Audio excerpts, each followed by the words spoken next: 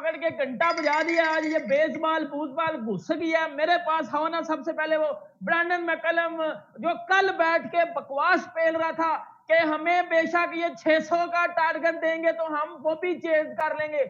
वो Jimmy Anderson बैठ के बकवास पेल रहा है, हमें ये 600 का टारगेट देंगे तो हम ये चेज कर लेंगे, हम ये कर लेंगे। बेन स्टोक्स कह रहे हैं हम रेडी हैं। वो ज़ैक क्रोली बैठ के बकवास कर रहा है प्रेस कॉन्फ्रेंस में बैठ के कि हम छोटा ग्राउंड है, इजीली रन चेज करेंगे।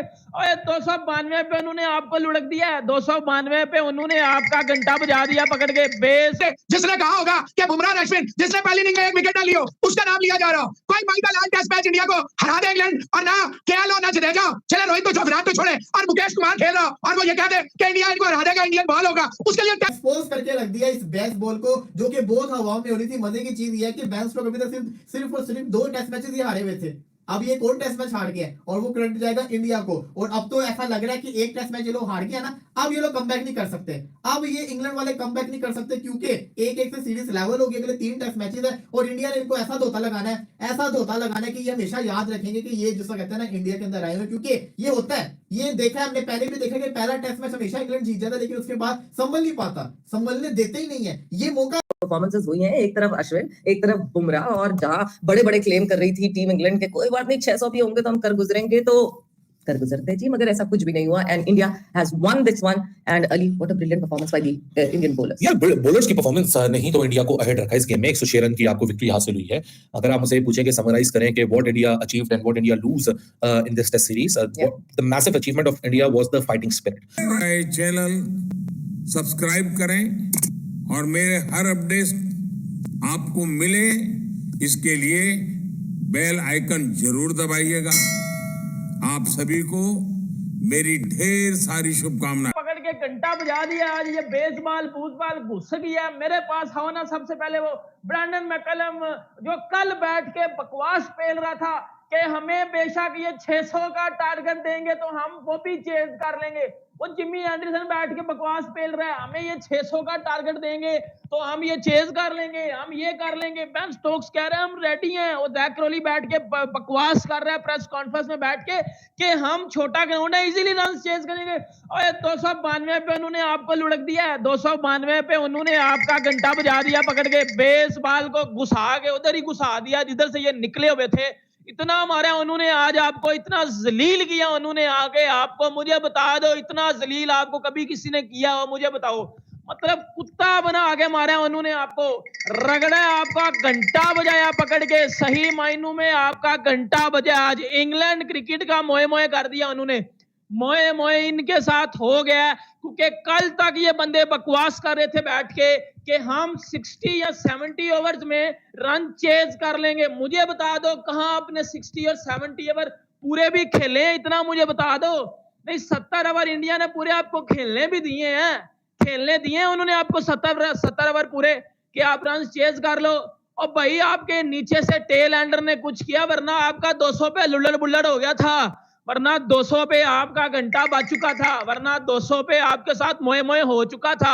जो बॉलिंग किया जसप्रीत बुमराह ने, जो बॉलिंग किया रविचंद्रन अश्विन ने, कीवन पिटसन के बच्चे, खुद तुझे इंग्लैंड ने ठुड्डे मार के इंग्लैंड से बाहर निकाला है। और भाई तूने एक बात और बोली थी कि रोहित शर्मा की कप्तानी बहुत पुअर है, रोहित शर्मा की कप्तानी बहुत पुअर है। तेरे अब्बू ने तो ठोक दिया तुझे, तेरे अब्बू रोहित शर्मा ने तुझे ठोक दिया। ये जितने भी तूने इकट्ठे किए हुए हैं, बैन का स्टोक्स और बैन का फोक्स और बैन का मैकलम और बैन का ये सारे बैन का डकिट, सबकी बैन बून कर दिया उसने। नकड़ के भाई बजा दिया आज इंडिया ने, बजा दिया सही मायनों में। घंटा बजा, किधर गया छनकना, किधर गया? घंटा बजाया तो छनकना भी तो बजेगा ना। ये घंटे के साथ साथ तो छनकना भी बजेगा, घंटे के साथ साथ तो छनकना भी बजेगा। ये जितने भी तू ले गया हुआ था ना इंग्लैंड से, बैन का डकिट, बैन का स्टोक्स, बैन का फोक्स और खुद भी तू बैन का मैकलम, ठोक दिया तुझे इंडिया ने पकड़ के, बजा दिया इंडिया ने आज पकड़ के। 1-1 से सीरीज में उन्होंने लेवल कर दिया। लंबा था ही नहीं, ये स्ट्रेट फॉरवर्ड। आप देखे 1 घंटा 50 मिनट पहले सेशन में अक्षर पटेल को लगाए रखा। आप अंदाजा लगाए, कुलदीप आया पहले ओवर में विकेट लेगा, पहले ओवर में आउट और साथ ही अगले ओवर में आउट। छुट्टी हो गई इंग्लैंड की वहीं पे।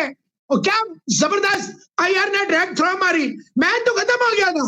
रिजवान साहब ये तो ओवर टाइम चल रहा था, ये तो इंडिया वाज ट्राइंग प्लेइंग, वो जैसे चूहे बिल्ली का खेल होता है ना, बिल्ली एक पंच मारती है, चूहा इस कॉर्नर में दूसरे से मारती है अपना पंजा, चूहा इस कॉर्नर में, यह मजाक हो रहा था। सिंपल इज दैट इंडिया के जो ये बड़े बड़े नन्हे खान है, ये खुद ही अपनी टीम का मोरल डाउन करते हैं, खुद ही अपने टीम पे प्रेशर डालते हैं। प्लेइंग 11 अगर इंडिया सही करे, इंडिया को हराना मुश्किल नहीं, नामुमकिन, और इंडिया को इंडिया में हराना, यानी 5-0 इंग्लैंड हार रहा था, एक टेस्ट मैच जीता तो इंडिया 5-0 हार रहा था।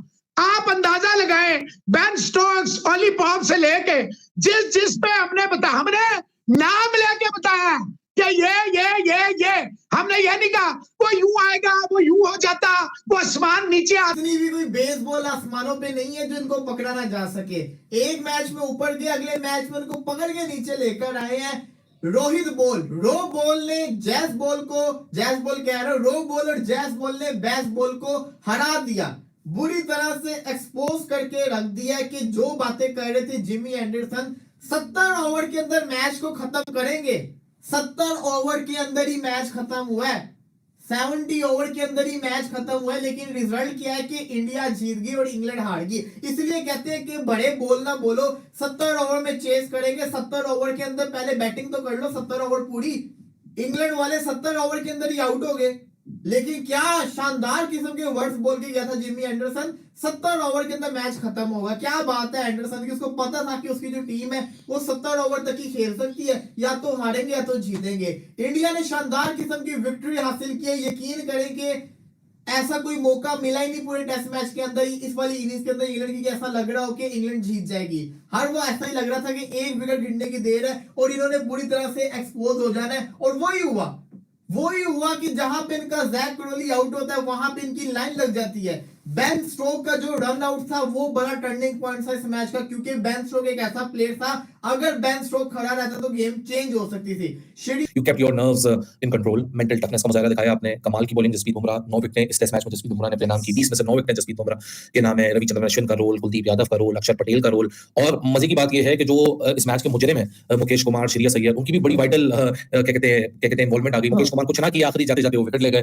श्रेयस अय्यर के फील्डिंग की बदौलत 2 बड़े डिसमिसल हुए हैं, 2 बहुत बड़े डिसमिसल है। एक है बेन स्टोक्स का वो रन आउट, वो डायरेक्ट हिट बहुत इंपॉर्टेंट थी, बहुत इंटीग्रल थी। अब जब ये टेस्ट मैच खत्म हो गया, आप देख रहे हैं कि जी 106 रन का फर्क है, तो उस 106 रन के फर्क में आपको बेन स्टोक्स की जो रन आउट है उसकी इंपॉर्टेंस बहुत ज्यादा बढ़ गई है इस कॉन्टेक्स्ट में। और not only this, in fact first innings के अंदर भी जिस तरह जैक क्रॉली का कैच पकड़ा था इसने, श्रेयस अय्यर ने, वो बहुत इंपॉर्टेंट था। सो कभी कभार उन प्लेयर्स के लिए लर्निंग है कि कभी कभार जब आप बैटिंग में कुछ नहीं कर पाते, आप स्ट्रगल कर रहे होते हो अपनी फॉर्म के लिए, सो आप फील्डिंग से भी इंपैक्ट क्रिएट करते हैं। तो 2 चीजें, इंडिया की बॉलिंग और इंडिया की फील्डिंग, इन 2 डिपार्टमेंट्स ने फुल मार्क्स परफॉर्मेंस दी, जिसकी वजह से आज टीम इंडिया अहेड है। मैं ये नहीं कहूंगा कि बैटिंग में बहुत बुरी थी, लेकिन बैटिंग में कुछ कमी रह गई, जो कि आगे चलकर टेस्ट सीरीज में, अब काफी दिन का ब्रेक है, 9 दिन का ब्रेक है, एक दिन पहले टेस्ट मैच खत्म हो गया, आज 5 तारीख है, अगला टेस्ट मैच राजकोट में 15 तारीख को है, तो अभी काफी टाइम मिलेगा। Virat will be coming back, KL Rahul might be recovered, Sarfaraz already camp में बैठा हुआ है, जो स्ट्रगलिंग बैटर्स हैं उनको अपने ऊपर देखना पड़ेगा, लेकिन बॉलिंग और फील्डिंग, लेकिन इस मैच का जो हीरो है सवेरा, जिसने इंडिया के लिए विक्ट्री पॉसिबल बनाई, हर किसी की कंट्रीब्यूशन है, लेकिन सबसे बड़ी कंट्रीब्यूशन जसप्रीत बुमराह की है। What a modern day bowler ही है सवेरा। ये कहना गलत नहीं होगा कि आज की करंट जनरेशन में क्या वो फास्ट बॉलर्स का लीडर है, बिल्कुल ये बात गलत नहीं होगी कहना, क्योंकि आप देखिए ना, गोल्डन, एक तो गोल्डन फॉर्म में है बुमराह, एंड